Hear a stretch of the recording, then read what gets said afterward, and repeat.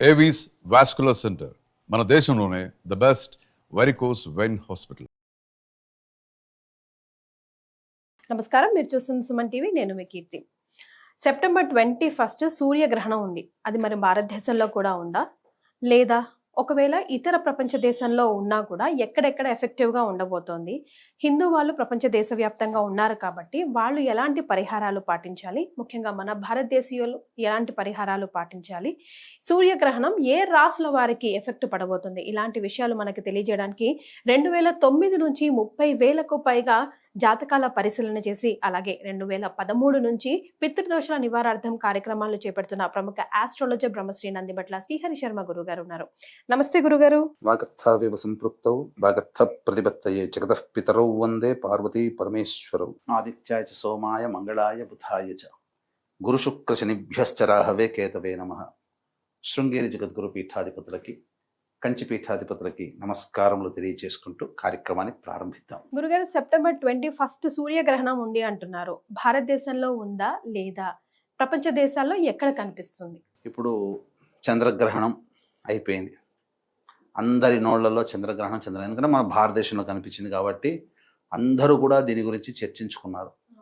ఇక వెంబడే వచ్చేటువంటి సెప్టెంబర్ 21 భాద్రపద అమావాస్య రోజున ఏర్పడుతున్నటువంటి సూర్యగ్రహణం. ఇప్పుడు దీని మీద కూడా చాలామంది చర్చోపచర్చలు చేస్తున్నారు. వాస్తవానికి ఈ యొక్క సెప్టెంబర్ 21వ తారీఖు రోజున ఏర్పడేటువంటి పాక్షిక చూడామణి నామక సూర్యగ్రహణం ఏదైతే ఉందో అది మన భారతదేశంలో విజిబుల్గా ఉండదు, కనిపించదు.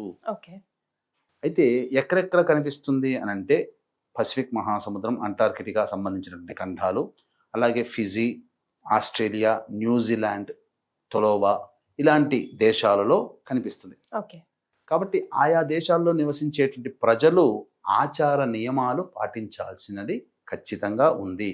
మిగతా యునైటెడ్ అరబ్ ఎమిరేట్స్ కానీ, అమెరికా కానీ, యూకే, లండన్ ఇలా ఏ దేశంలోనైనా కానీ ఇది కనిపించదు. కాబట్టి ఆయా దేశాల్లో నివసించేటువంటి ప్రజలు ఎవ్వరూ కూడా, ముఖ్యంగా మన తెలుగు వాళ్ళు, భారతీయులు ఈ యొక్క ఆచార నియమాల్ని పాటించాల్సిన అవసరం లేదు. కానీ శాస్త్రం ప్రకారం ఒకటి ఉందమ్మా. ఎందుకనంటే అంతరిక్షంలో జరిగేటువంటి యొక్క అద్భుతమైన దృశ్యం ఏదైనా అంటే తోకచుక్కలు రాలుతూ ఉంటే ఒక రాకెట్ లాగా కింద పడుతూ ఉంటుంది, కామెట్స్ అంటుంటారు. అలాగే అంతరిక్షంలో ఏర్పడేటువంటి గ్రహణాలు, అప్పటి వరకు నిండుగా కనిపిస్తున్న చంద్రుడు అంతర్ధానం అయిపోతాడు. అప్పటి వరకు వెలుగులు జిలుగులు నిప్పులు కక్కుతున్న సూర్యుడు అంతర్ధానం అయిపోతాడు. ఇది నిజంగా అద్భుతమే కదమ్మా. సినిమాల్లో మాత్రమే చూసే దృశ్యాన్ని మనం నేరుగా మన కంటితో మనం చూస్తున్నాం. అట్లాంటి అద్భుతాలు అసలు గ్రహణ తదనంతరం చంద్రుడు మిలమిల మెరిసిపోయాడమ్మా. అంటే మన భారతదేశంలో కనిపిస్తుంది కాబట్టి మనం పాటించాం.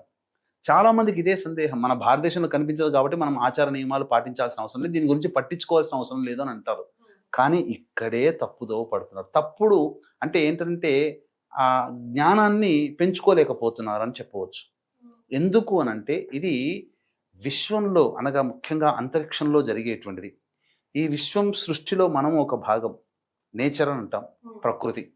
ప్రకృతి అంటే ఏంటి? చెట్లు, చేమలు, నదులు, సరస్సులు, సముద్రాలు ఇవే కాదమ్మా. ప్రకృతిలో మనం జీవిస్తున్నాం కదా, పక్షులు, క్షీరదాలు కాకుండా మనం కూడా జీవిస్తున్నాం కదా. మనకు దాని ప్రభావం అనేటువంటిది. ప్రకృతికి ఏ విధమైన విపత్తులు కలుగుతాయో ఆ ప్రకృతిలో జీవనం సాగించే సమస్త జీవ నాడులకి కొంత ఇబ్బందికర పరిస్థితులు.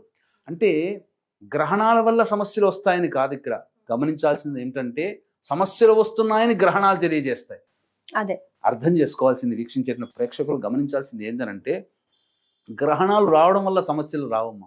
సమస్యలు వస్తున్నాయని హెచ్చరించడానికి గ్రహణాలు ఒక కారణం అవుతున్నాయి. కాబట్టి ఇప్పుడు షడ్గ్రహ కూటమి అని చెప్పి అన్నారు. మరి దాని తర్వాత వచ్చినటువంటి సమస్యల్ని ముందుగా గ్రహాలు తెలియజేస్తున్నాయి కదా. అలాగే గ్రహణాలు కూడా తెలియజేస్తాయి, గ్రహణాలు కూడా మాట్లాడతాయి, గ్రహణాలు కూడా చెప్పుతాయి, గ్రహణాలు కూడా భవిష్యత్తుని సూచిస్తాయి. దాన్ని మనం అర్థం చేసుకునేటువంటిది. ఇప్పుడు మనకు జపాన్ భాష రానంత మాత్రం జపాన్లో అద్భుతంగా చెప్పవచ్చు. జపాన్ భాషలో మనకు రానంత మాత్రాన అది అద్భుతమని కాదు అని మనం ఎలా అంటాం? అలాగే ఈ యొక్క విశ్వంలో మనం జీవిస్తున్నప్పుడు విశ్వంలో ఏర్పడేటువంటి మార్పులు ఏవైతే ఉన్నాయో వాటికి అనుగుణంగా తదనంతరం వాటికి చర్యలు ఉంటాయి అని చెప్పి సూచించేది.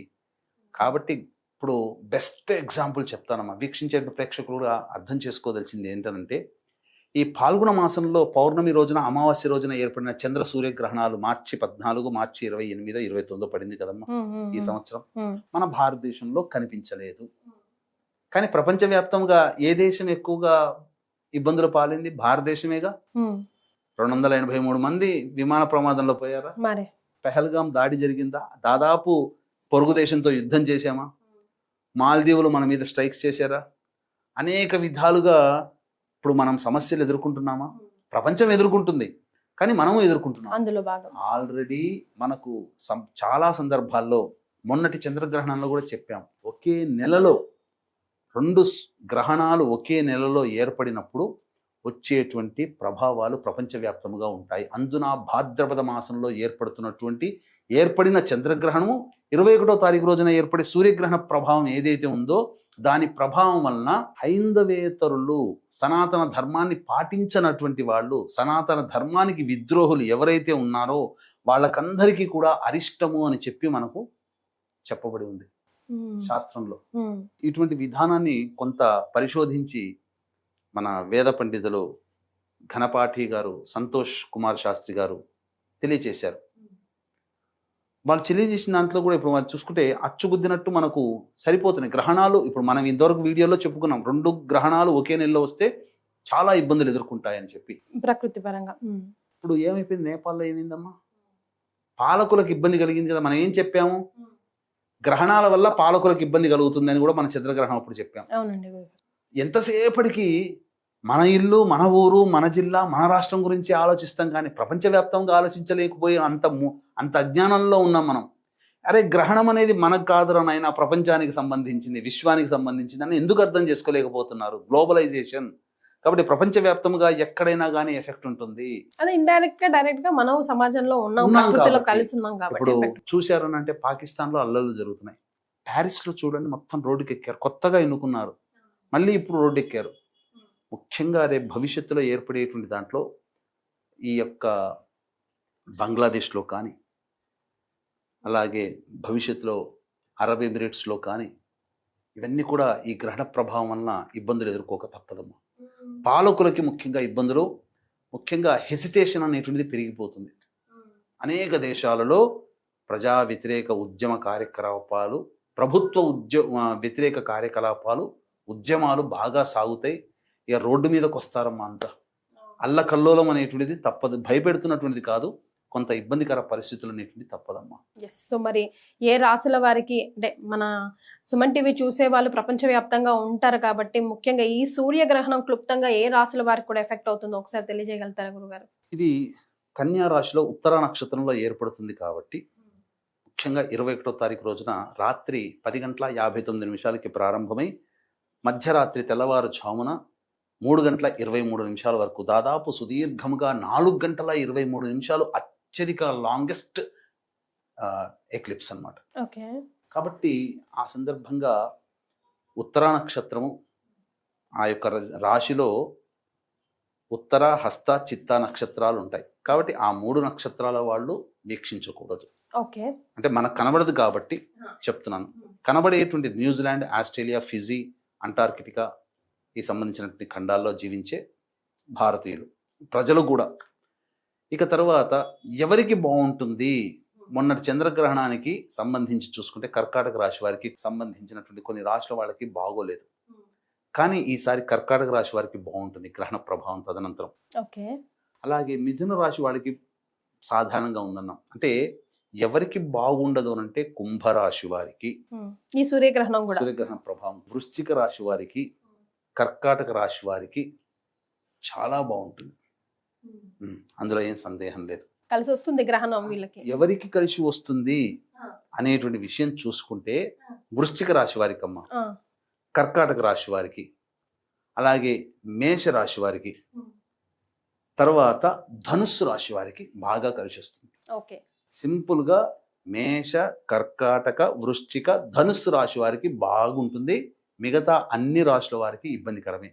వృషభ, మిథున, సింహ, కన్య, తుల, మకర, కుంభ, మీన ఈ రాశుల వారికి కొంత ఇబ్బందికర పరిస్థితులు తప్పవు. మరి ఎలాంటి పరిహారాలు పాటించాలంటారు గురుగారు? సాధారణంగా ఈ యొక్క చెప్పినటువంటి మేష, కర్కాటక, వృశ్చిక, ధనుస్సు రాశిలో జన్మించిన వారికి తప్ప అందరికీ కూడా ఈ యొక్క ప్రభావం ఉంటుంది. అలాగే చాలా మంది పరిహారాల విషయంలో మనకు కనిపించదు కాబట్టి పరిహారాలు పాటించకూడదు అని ఆచార నియమాలు అంటే ఇల్లు కడుక్కోవడము, శుభ్రం చేసుకోవడం, పూజా మందిరం క్లీన్ చేసుకోవడం, వస్తువులలో దర్భపులలు వేయడము, గర్భవతుల నియమాలు పాటించడం, ఇవేవి మనకు కనిపించదు కాబట్టి పాటించాల్సిన అవసరం లేదు. కానీ ప్రపంచానికి సూర్యుడు ఒక్కడే, ప్రపంచానికి చంద్రుడు ఒక్కడే కదా మరి ఈ విశ్వంలో మనకు సంబంధించి. మీకు ఒక చిన్న ఎగ్జాంపుల్ చెప్తాను, ఎలా అర్థం చేసుకోవాలి. మనకు బాగా ఉన్నటువంటి సూర్యుడు అక్కడ ఎందుకు గ్రహణం పట్టబోతున్నాడు? మన తండ్రే ఉన్నాడు, మన తల్లే ఉంది, ఇద్దరు ఎంప్లాయీస్ అనుకుందాం. ఇప్పుడు వాళ్ళకి జ్వరం ఏదన్నా నలతగా ఉంది, ఆరోగ్యం బాగాలేదనుకోండి, కానీ ఖచ్చితంగా డ్యూటీ ఏంది, ఎక్కడో చోట జాబ్ చేయాలి, ఆ డ్యూటీకి వెళ్ళాల్సిన పరిస్థితి. ఇంట్లో ఉండి అనారోగ్యం పాలైనటువంటి తండ్రి కానీ తల్లి కానీ ఏ పని చేయకుండా ఇంట్లో కొంత రెస్ట్ తీసుకున్నా ఆఫీస్కి వెళ్ళినప్పుడు పని చేయాల్సిందే కదా. మరి ఇప్పుడు ఇదే సూర్యుడు, ఇదే చంద్రుడు కొన్ని ప్రదేశాల్లో గ్రహణం ఏర్పడుతుంది, కొన్ని ప్రదేశాల్లో గ్రహణం ఉండదు. కానీ గ్రహణం కనిపించని దేశంలో వెలుగుతూ కనిపిస్తుంటాడు, డ్యూటీ అక్కడ నిర్వహిస్తున్నాడు. గ్రహణం కనిపించే ప్రదేశంలో తన డ్యూటీ లేదు అక్కడ. అర్థం చేసుకుంటే సరిపోతుంది. ఇంతకన్నా ఇంకా బెస్ట్ ఎగ్జాంపుల్ రొటేషన్ లో భాగమేగా గురుగారు. బట్ ఉన్నాడు ఆయన అయితే ఆ ఎఫెక్ట్ అయితే ఉంటుంది, ఖచ్చితంగా ఉంటుంది. అంటే డ్యూటీలో బాగా పనిచేస్తున్నాడు అని చెప్పేసి అనారోగ్యంతో ఉన్న చేస్తున్నాడుగా ఆ ఎఫెక్ట్. సో అలాగే ఇది ఇక్కడ ప్రధానంగా చాలా మంది మన చంద్రగ్రహణ సందర్భంగా చెప్పినటువంటి రాశుల్లో కొంతమంది చేసుకోలేకపోయారు. మేషరాశి వారికి బాగుంది, అలాగే ధనుస్సు రాశి వారికి చాలా చక్కగా ఉంది, మరియు కన్యా రాశి వారికి చాలా బాగుంది, అలాగే వృషభ రాశి వారికి చాలా బాగుంది. మేష, వృషభ, అలాగే సంబంధించినటువంటి ధనుస్సు, ఈ రాశుల వాళ్ళకి చాలా చక్కగా ఉంది గ్రహణం, చంద్రగ్రహణం. చాలా మంది మిగతా రాశుల్లో జన్మించినటువంటి వాళ్ళు చేసుకోలేదు. అటువంటి వాళ్ళకి ఈ గ్రహణ సందర్భంగా అవకాశం కాబట్టి ఆ సమయంలో మేల్కొని ఇష్టదేవత ఆరాధన చేయడం చాలా మంచిది. అందుకనే దీన్ని దృష్టిలో పెట్టుకుని చాలా మంది ఈ గ్రహణ సందర్భంగా మన శాంతి కార్యక్రమాలు మిస్ అయిపోయారు. అటువంటి వాళ్ళ కోసం ఈ గ్రహణ సందర్భంగా, సూర్యగ్రహణ సందర్భంగా మన పీఠం ఆధ్వర్యంలో 22వ తారీఖు రోజున చంద్రగ్రహణం, ఎందుకంటే చంద్రగ్రహణం అయిపోయింది కదా అని అనుకోకండి. అయిపోయిన తర్వాత ఏ నక్షత్రంలో పడింది? శతభిష పూర్వభాద్ర నక్షత్రంలో పడింది. మళ్ళీ పూర్వభాద్ర నక్షత్రం వచ్చే లోపల చేసుకోవాలి. అయితే దసరా నవరాత్రిలో ప్రారంభం రోజు మరీ ముఖ్యంగా గ్రహణం వెళ్ళిన తెల్లారి కాబట్టి ఇది చాలా అనుకూలమైనటువంటిది. కాబట్టి ఖచ్చితంగా మనం ఈ దసరా వెళ్ళిన తెల్లవారి రోజున ఈ చెప్పబడినటువంటి 12 రాశుల వాళ్ళు కూడా ప్రభావం ఉంటుంది కాబట్టి చేసుకోవడం చాలా ఉత్తమం. మిగిలిన వాళ్ళు ఈ కార్యక్రమంలో పాల్గొన్నటువంటి వాళ్ళకి శక్తిపాతం చేసినటువంటి కరుంగలి మాల ఇవ్వడం జరుగుతుంది. ఇక మీ ఇంట్లో మీరుగా ఆ 10 గంటల 59 నిమిషాల నుంచి తెల్లవారుజామున 3 గంటల 23 నిమిషాల వరకు ఇష్టదేవత ఆరాధన చేయండి. ఎందుకంటే సమయం ఎక్కడైనా మన భారతదేశానికి కన్వర్ట్ చేసుకున్నాం సమయాన్ని, కాబట్టి ఆ సమయం ఇక్కడ ఆపాదితం అవుతుంది. కాబట్టి ఈ సమయంలో అక్కడ గ్రహణం జరుగుతుంది. అది చాలా బలమైనటువంటి కాలం. చేసుకొని ఇంట్లో పూజ చేసుకొని ఇంట్లో దేవతారాధన చేసుకొని చాలా మంచి అద్భుతమైన ఫలితాలు చూస్తారమ్మా. ఎంతోమంది తాంత్రికవేత్తలు ఈ సందర్భంగా ఎదురు చూస్తుంటుంటారు. కాబట్టి ఈ చెప్పినటువంటి రాశుల్లో అనగా మేషరాశి వారికి అద్భుతం, కర్కాటక రాశి వారికి బాగుంటుంది, వృశ్చిక ధనుస్సు రాశి వారికి చాలా చక్కగా ఉంటుంది ఈ సూర్యగ్రహణ ప్రభావం. మిగతా అన్ని రాశుల వారికి దీని ప్రభావం వలన కొంత ఇబ్బందికర పరిస్థితులు భవిష్యత్తులో ఒక 3-4 నెలలు ఫేస్ చేయాలి. ఏం జరగదు, కాకపోతే నష్టపోయే 100 రూపాయలు నష్టపోయే చోట 500 నష్టపోవడం, ఒక గంటలో అయిపోయే పని 3 గంటలు పట్టడం, చిన్న దెబ్బతో పోయేది కొద్దిగా దెబ్బ ఎక్కువగా తగలడం కింద పడి, ఇట్లాంటివే తప్ప ఏం కింద పడి ఇబ్బందులు ఏం కావు. ఇలా జరుగుతాయి. గురుగారు, మరి ఇతర దేశాల్లో ఉన్న మన వాళ్ళ కోసం ఏం పరిహారాలు సూచిస్తారు అండ్ ఎలాంటి దాన ధర్మాలు?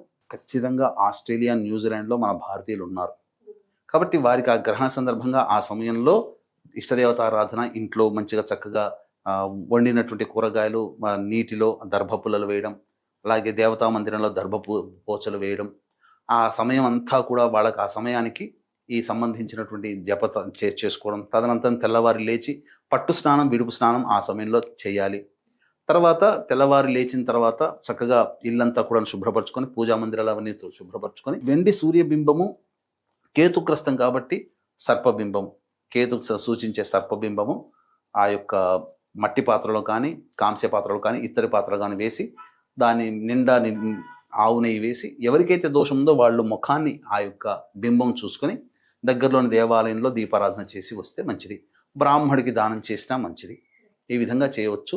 ఉలువలు గోధుమలు దానం చేస్తే విశేషమైన ఫలితం బ్రాహ్మడికి చేస్తే చాలా దక్కుతుంది. అలా చేసుకోలేని వాళ్ళు, ఇట్లాంటివి దొరకలేని పక్షంలో కనీసం ఈ గ్రహణ శాంతి కోసమైనా కానీ మన పీఠమాధ్వర్యంలో జరిగేటువంటి 22వ తారీఖు రోజున జరిగేటువంటి కార్యక్రమంలో గోత్రనామాలు నమోదు చేసుకోవచ్చు. శక్తిపాతం చేసినటువంటి కరుంగలి మాల వాళ్ళకి ఇవ్వడం జరుగుతుంది. చాలా సంతోషం గురుగారు, ధన్యవాదాలు. సర్వం శ్రీ ఉమామహేశ్వర పరబ్రహ్మార్పణమస్తు.